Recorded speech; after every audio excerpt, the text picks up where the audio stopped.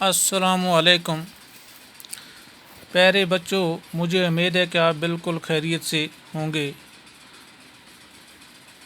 ہم آج 8th class کا جو سبق ہے اس کا نام ہے کمپیوٹر کا ارتقائی سفر۔ ہم نے یہ پہلا سبق پڑھا ہے، جہاں تک ہم نے اس کو چھوڑا تھا آج وہاں سے آگے شروع کریں گے۔ کمپیوٹر یا کیلکولیٹر کی ایک بہت پرانی شکل اباکس ہے۔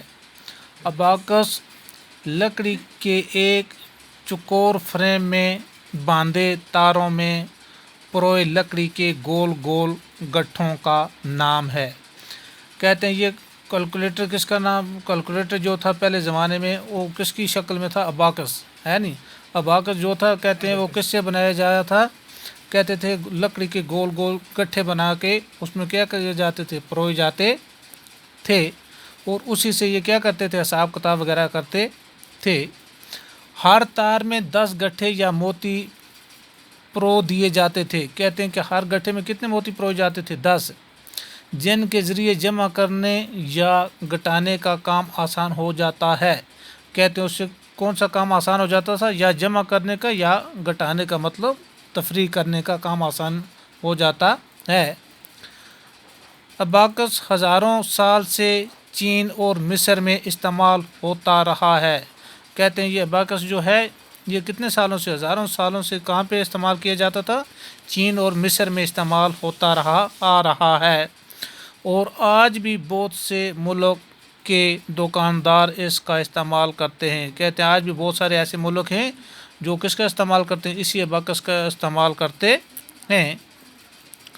1919 عیسوی کے لگ بھگ پہلا الیکٹرانک کمپیوٹر بنا تھا۔ کہتے ہیں کب یہ الیکٹرانک کمپیوٹر کب بنا، 1919 عیسوی میں پہلا الیکٹرانک کمپیوٹر بنا تھا۔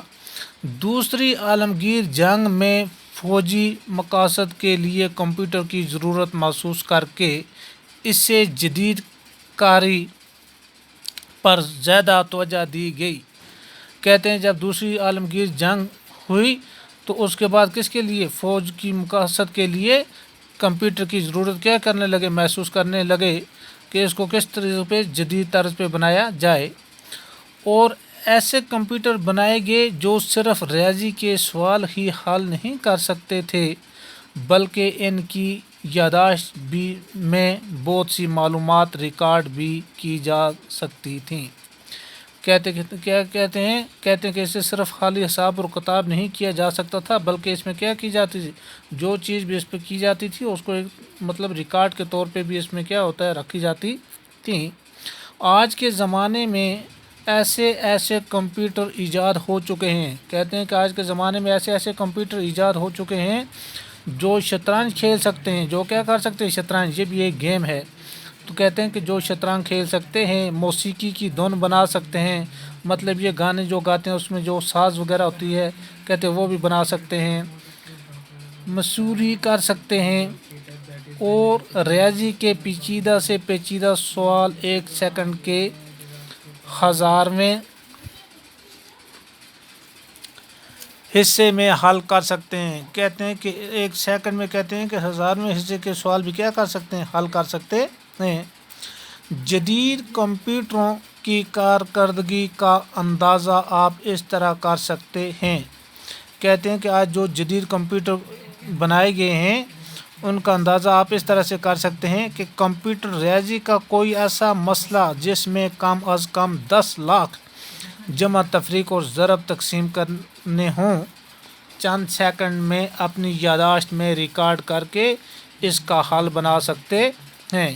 کہتے ہیں کہ آج لاکھوں کی تعداد میں اگر آپ جمع اور تفریق کے اگر کوئی بھی سوال کرنے ہوں تو کہتے ہیں وہ چند سیکنڈ میں کیا کرتے ہیں، اس کو فٹافٹ حل کر دیتے ہیں۔